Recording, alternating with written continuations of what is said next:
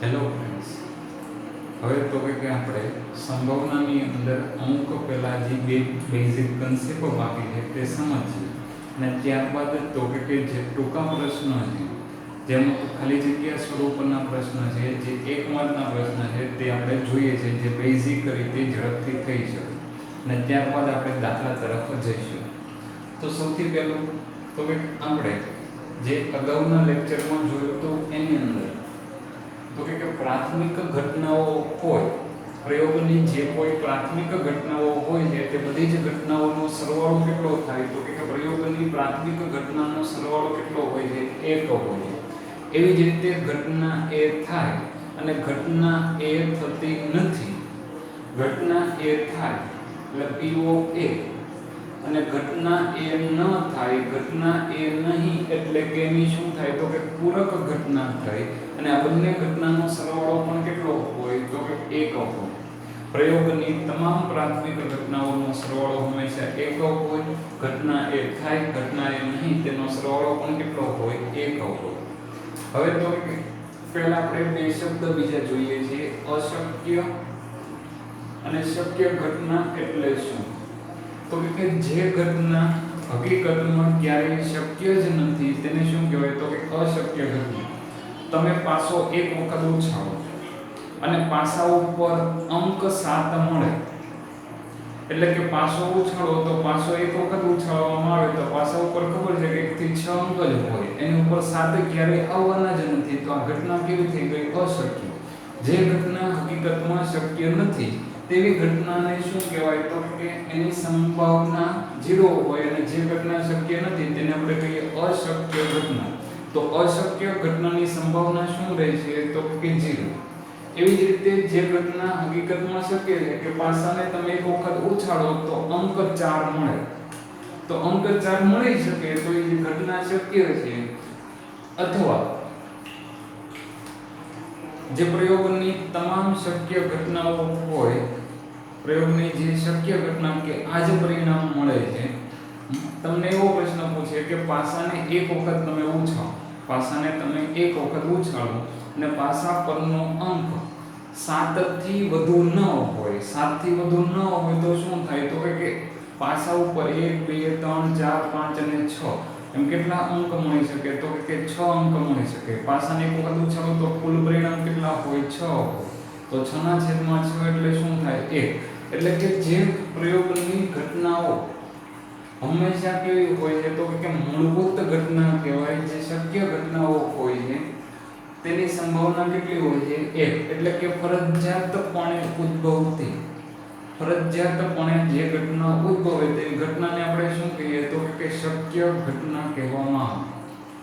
અને આ જે શક્ય ઘટનાઓ હોય છે તેનો જવાબ હંમેશા કેટલો હોય, તો કે 1 હોય, ફરજિયાત 1 જ હોય.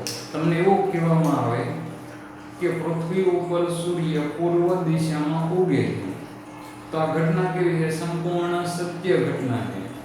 તો અહીંયા આગળ જે સંપૂર્ણ સત્ય ઘટના હોય એની સંભાવના કેટલી થાય, 1 થાય. પણ એવું કહેવામાં આવે કે પૃથ્વી ઉપર સૂર્ય પશ્ચિમ દિશામાં ઉગે છે, તો આ ઘટના ખબર છે કે શક્ય જ નથી, શક્ય નથી એટલે અશક્ય ઘટના. તો એની સંભાવના શું થઈ જાય, 0 થઈ જાય. એટલે કે જે ઘટના સંપૂર્ણપણે ચોક્કસપણે ઉદ્ભવી જ શકે તે ઘટનાને આપણે શું કહીએ, તો કે શક્ય ઘટના તરીકે ઓળખીએ છીએ. તો આજે બે શબ્દ શીખવાના હતા, અશક્ય અને શક્ય. તો ઘટના એ અને ઘટના એ નથી થતી એનો સરવાળો કેટલો સમજાતો કે 1. આ સાથે તો કે અમુક સંખ્યાઓ સંબંધિત માહિતીઓ આપણને ખબર હોવી જોઈએ. અમુક સંખ્યાઓ સંબંધિત એટલે કે કેવી, તો કે તમને એવું કહેવામાં આવે કે વિભાજ્ય અંક મળે તો વિભાજ્યનો અર્થ છે એ.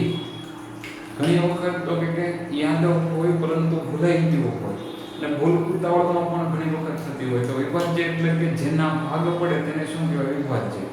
હવે સૌથી પહેલું જ કીધું કે 2 છે એ વિભાજ્ય કે અવિભાજ્ય.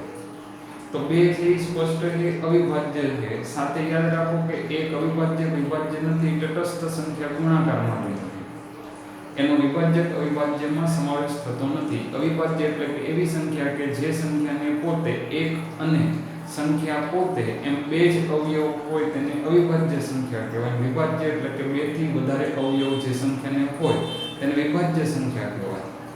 તો સૌથી નાનામાં નાની અવિભાજ્ય સંખ્યા કઈ? તો 2. તમને એવો પ્રશ્ન પૂછે કે કોઈ યુગ્મ સંખ્યા હોય અને અવિભાજ્ય હોય તો પણ કઈ? 2. એવી જ રીતે અયુગ્મ અવિભાજ્ય પ્રથમ સંખ્યા કઈ? અયુગ્મ અવિભાજ્ય. અયુગ્મ હોય અને અવિભાજ્ય હોય એવી પ્રથમ સંખ્યા 3 છે. અવિભાજ્ય સંખ્યા ઘણી બધી હોય, વિભાજ્ય સંખ્યા પણ ઘણી બધી હોય, પણ આપણે જે અવિભાજ્ય વિભાજ્ય શબ્દ ઉપયોગમાં લઈએ તે સમજવા જરૂરી હતા, એટલા માટે સાથે ચર્ચા જોઈ લીધી. હવે તો કે આપણે જે પ્રશ્ન પૂછાય છે તેને વારાફરતી ઝડપથી જોતા જઈએ. ઘટના ઈ ની સંભાવના ઘટના ઈ નહીં એની સંભાવનાનો સરવાળો, કારણ કે વચ્ચે કઈ નિશાની કરેલી છે તો કે પ્લસ નો સરવાળો હંમેશા કેટલો હોય? તો કે 1 હોય. ઉદ્ભવી ન શકે આવી ઘટનાની સંભાવના 0 હોય. જે ઘટના શક્ય નથી, જે ઘટના ઉદ્ભવવાની જ નથી તે ઘટનાની સંભાવના 0 હોય. જેને કેવી ઘટના કહેવાય? તો કે અશક્ય ઘટના કહેવાય. ચોક્કસપણે જે ઘટનાઓ ઉદ્ભવે છે, જે ચોક્કસપણે ઉદ્ભવે છે તેવી ઘટનાની સંભાવના કેટલી હોય? 1. ચોક્કસપણે આ થશે. ચંદ્ર પૃથ્વીનો ઉપગ્રહ છે તો આ ઘટના કેવી છે? તો કે ચોક્કસપણે ઉદ્ભવે છે, ચોક્કસપણે જોવા મળે છે, તો એની સંભાવના કેટલી છે? 1 છે. તો આવી ઘટનાને શું કહેવાય? તો કે શક્ય ઘટના કહેવાય. પ્રયોગની તમામ મૂળભૂત ઘટનાઓનો સરવાળો હંમેશા 1 હોય. પ્રયોગની તમામ મૂળભૂત કયો કે પ્રાથમિક ઘટનાઓ કયો એ બંને શબ્દ 1 હોય. બીજું ખાસ કે સંભાવના. સંભાવના જે કોની વચ્ચે હોય? તો ધ્યાન રાખજો ખાસ કે સંભાવના કોની વચ્ચે હોય? તો કે 0 થી લઈ અને ક્યાં સુધી હોય? 1 સુધી હોય. ક્યારેય કોઈ પણ ઘટનાની સંભાવના 1 કરતાં વધારે ન હોય. 0 પણ હોઈ શકે, 1 પણ હોઈ શકે, જે આપણે જોયું. અને સાથે સંભાવના કોની વચ્ચે હોય? 0 થી 1 ની વચ્ચે. એટલે કે આવા સ્વરૂપે લખી શકાય 0 less than or equal to p of e less than or equal to 1. આ જે p of e લખ્યું એનો અર્થ થાય probability of e. e ઘટના થવાની સંભાવના કે જે 0 પણ છે, 1 પણ છે અને 0 અને 1 ની વચ્ચે છે. ક્યારે 1 થી વધારે ન હોય કે ક્યારે ઋણ સંખ્યા હોઈ શકે નહીં. બીજું કે જો તમને સંભાવના ટકાવારીમાં આપી હોય 15%, તો ટકાની નિશાની કાઢો એટલે છેદમાં શું આવે? 100 આવે. તો આ 0.15 થાય તો એવી સંભાવના શક્ય. પણ જો એવું લખ્યું હોય કે 125%, 125% તો એ અર્થ થાય 125 ના છેદમાં 100 તો 1.25 થાય, જે શક્ય નથી. એટલે કે ટકાવારીની દ્રષ્ટિએ જો સંભાવના જોવામાં આવે તો ક્યાંથી હોય? 0 થી 100% સુધી હોય. એની કરતાં વધારે સંભાવના શક્ય નથી. તો અહીં આગળ જે પ્રશ્ન પૂછો એમાં ઘટનાની સંભાવના ખાલી જગ્યાથી મોટી હોય. કોની કરતાં મોટી હોય? તો કે 0 થી મોટી હોય, અથવા તો એના જેટલી જ હોય, એટલે કે 0 હોઈ શકે. અને ખાલી જગ્યાથી નાની હોય. કોની કરતાં નાની હોય? 1 કરતાં નાની હોય, અથવા તેના જેટલી હોય, એટલે કે 1 જેટલી હોઈ શકે. પણ ક્યારે ઋણ સંખ્યા ન હોય કે 1 કરતાં વધારે ન હોય. હવે તો અહીંયા આગળ જે પરિણામો આપ્યા છે એ પ્રયોગ અને પરિણામ, અને પછી પ્રશ્ન એવો પૂછેલો છે કે આ પરિણામો સમસંભાવિત છે અથવા તો નથી. તો સૌથી પહેલું વિધાન જોઈએ કે પ્રયોગ શું છે? તો કે ડ્રાઈવર પોતે કાર શરૂ કરે છે અને પરિણામ એનું મળે છે કાર શરૂ થાય અથવા તો શરૂ થતી નથી. હવે પહેલું શબ્દ તો કે સમસંભાવી. સમસંભાવીનો અર્થ થાય કે દરેક પરિણામ છે એ સમાન રીતે ઉદ્ભવે. દરેક પરિણામ કેવી રીતે ઉદ્ભવે? સમાન રીતે ઉદ્ભવે. તમે ઉદાહરણ આટલું યાદ રાખો કે 4 લાલ હોય, 1 ભૂરો દડો હોય. તેમાંથી લાલ દડો છે તો કે વધારે વખત પસંદ થઈ શકે. તો અહીંયા આગળ પરિણામ સમસંભાવી નથી, પણ દરેક દડો પસંદ થવાની જે શક્યતા હોય કેવી છે? સમસંભાવી. તો એવી જ રીતે અહીંયા આગળ ડ્રાઈવર કાર શરૂ કરે છે. એના બે જ પરિણામ હોય કે કાર શરૂ થાય અથવા તો થતી નથી. પરંતુ કાર શરૂ થવાની સંખ્યા અને કાર ન શરૂ થાય એ સમસંભાવી કહી શકાય નહીં, કારણ કે સમાન રીતે ઉદ્ભવતા નથી. એવી જ રીતે બીજો પ્રયોગ જોઈએ કે ખેલાડી પોતે બાસ્કેટબોલને કરે તાકીને જુએ છે અને પોતે દડો જે બાસ્કેટબોલની અંદર નાખવાનો પ્રયત્ન કરે છે. તો બાસ્કેટબોલની અંદર જ્યારે એ દડો નાખે છે તો ક્યાં તો દડો બાસ્કેટબોલમાં નાખે છે અથવા તો જતો નથી. પણ અહીંયા આગળ પણ પરિણામ સમસંભાવી ન કહી શકાય, કારણ કે દરેક પરિણામોથી સમાન શક્યતા ધરાવતા નથી. કે બાસ્કેટબોલમાં નાખે છે એ પરિણામ કંઈ સમસંભાવી નથી, કેટલી વખત જાય કેટલી વખત ન જાય એ સમસંભાવી કહી શકાય નહીં. એવી જ રીતે ખરા ખોટા પ્રશ્નનો જવાબ આપવાની કસોટી. હવે ખરા ખોટા પ્રશ્નનો જવાબ આપવાનો તો એ ખબર છે કે તમે જે પ્રશ્ન લખો છો એમાં બે જ શક્યતા છે અને દરેક વખતે કેવો હોય તો કે સમાન પરિણામ હોય, ક્યાં તો સાચું હોય અથવા તો ખોટું હોય. તો આ જે પરિણામ છે એ સમસંભાવિત કહેવાય, કારણ કે એના બે જ ઉકેલ છે. તો અહીંયા આગળ બે શક્યતા જે સમાન રીતે હોઈ શકે, ક્યાં તો તમે સંપૂર્ણ સત્ય જવાબ આપશો અથવા તો સંપૂર્ણ કેવો જવાબ આપશો અસત્ય. એટલે વિધાન કેવું છે તો કે સમસંભાવી. હવે બાળકનો જન્મ થાય તો એ બાબો છે અથવા તો બેબી છે એવું પરિણામ દર્શાવે, તો એ પણ સ્પષ્ટ જ છે, ક્યાં તો બાબો હોય અથવા તો કયું હોય બેબી હોય, તો એ પરિણામ સમસંભાવી રહે છે. હવે આપણે ત્રીજા દાખલામાં જોઈએ. આ પ્રશ્ન નંબર 1 હતો અને આ પ્રશ્ન નંબર 2 હતો. પ્રશ્ન નંબર 3 જોઈએ છે. શા માટે ફૂટબોલની રમતની શરૂઆતમાં કઈ ટુકડીને બોલ મળવો જોઈએ તે નક્કી કરવા માટે સિક્કા ઉછાળવાનો નિષ્પક્ષ ક્રિયા કરવામાં આવે છે. એટલે કે ફૂટબોલ દરમિયાન બે ટીમ હોય, બંને ટીમને દડો કોને સૌથી પહેલા આપવો, તો એના માટે શું કરે તો એક સિક્કો ઉછાળે. સિક્કો ઉછાળવા જેવી નિષ્પક્ષ ક્રિયા કરવામાં આવે, કારણ કે સિક્કા દ્વારા પરિણામ કેવું મળશે તો કે સમસંભાવી મળશે. જે પણ ટીમ જે કાંઈ પોતે કહે છે એ મુજબ એને દડો મળશે અથવા તો મળશે નહીં. એટલે કે સિક્કો સમસંભાવી પરિણામ દર્શાવતો હોવાથી અહીંયા આગળ સિક્કો ઉછાળવો એક નિષ્પક્ષ ક્રિયા કહી શકાય. હવે કઈ સંભાવના શક્ય નથી, તો સંભાવના આપણે કીધું હતું 0 અને 1 ની વચ્ચે હોવી જોઈએ. બે તરફથી સ્ત્રોત છેદ મોટો છે એટલે કે 0 અને 1 ની વચ્ચે હોય. -1.5 કીધું છે કે ઋણ સંખ્યા ન હોય એટલે -1.5 શક્ય નથી, એટલે આપણો જવાબ થઈ જાય B. પણ સાથે બંને ઓપ્શન જોઈ લે. 15% એટલે 0.15 જો 15% એટલે 0.15 જો જે શક્ય છે. 0.7 0 અને 1 ની વચ્ચે છે એટલે શક્ય છે.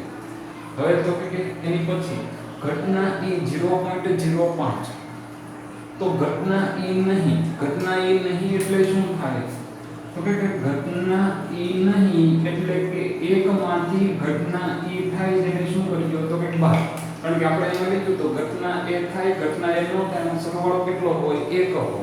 તમારે ઘટના E નહીં એવું જોતું હોય તો ઘટના A છે એને શું કરવા એકમાંથી બાદ કરે. અથવા તો જો તમને ઘટના E નહીં ખબર હોય અને ઘટના A તમારે મેળવવી હોય તો શું કરવું પડે તો કે ઘટના એ નહીં જે જાણતા હોય તેને એકમાંથી બાદ કરે. એટલે કે એકમાંથી બાદ કરો તો બાકીની ઘટના આપણને મળી શકે. તો અહીંયા આગળ એકમાંથી 0.05 બાદ કરીએ. બાદબાકી યોગ્ય કરવી, કારણ કે આની અંદર ઘણા બધાને ભૂલ થતી હોય તો એવું વિચારવાનું કે પોઈન્ટ પછી જેટલા અંકો હોય ને એટલા તમારે 10 ના આધારમાં તમારે સ્વીકારવાનું. પોઈન્ટ પછી 1 હોય તો 10 માંથી બાદ કરી દેવાની સંખ્યા, પોઈન્ટ પછી 2 હોય તો 100 માંથી બાદ કરી દેવાનું, પોઈન્ટ પછી 3 અંક આપેલા હોય અહીંયા આગળ તો તમારે શું કરવાનું તો કે 1000 માંથી બાદ કરવાનું. પોઈન્ટ પછી 4 અંક આપ્યા હોય તો 10000 માંથી અંકને બાદ કરી દેવાનું. તો અહીંયા આગળ આપણે પોઈન્ટ પછી 2 અંક છે, 100 માંથી 5 બાદ કરી દો તો 95. 95 વધે છે, સંભાવના ખબર છે કે 0 ને 1 ની વચ્ચે એટલે આગળ 0 મૂકી દો 0.95. કોઈ જગ્યાએ કાંઈ પણ ભૂલ નહીં પડે. ક્યારે 3 વિદ્યાર્થીઓના સમૂહમાં 2 વિદ્યાર્થીનો જન્મદિવસ સમાન ન હોય, 2 વિદ્યાર્થીનો સાથે નથી આવતો, એની સંભાવના ખબર છે 0.992. તો 2 વિદ્યાર્થીનો જન્મદિવસ સમાન હોવાની શક્યતા કેટલી તો કે સમાન હોવાની શક્યતા પૂછી. 2 વિદ્યાર્થીનો જન્મદિવસ સમાન હોવાની શક્યતાને આપણે ઘટના A કહીએ તો P of A ની સંભાવના થાય.